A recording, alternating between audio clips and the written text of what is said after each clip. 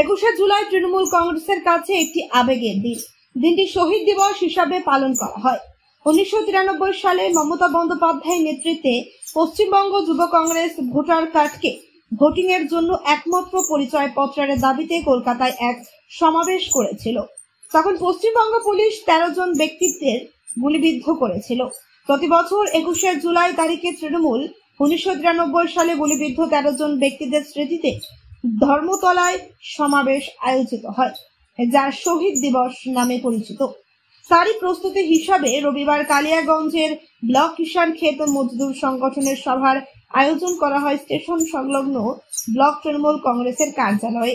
উপস্থিত ছিলেন ব্লক ক্ষেত মজদুর সংগঠনের সভাপতি নূর জামাল, জেলা তৃণমূল চেয়ারম্যান শচীন সিংহ রায়, জেলা পরিষদের কর্মাধ্যক্ষ লতা দেব শর্মা, পঞ্চায়েত সমিতির সভাপতি হিরণময় সরকার, শিক্ষক সংগঠনের নেতা এজামুল হক সহ অন্যান্যরা।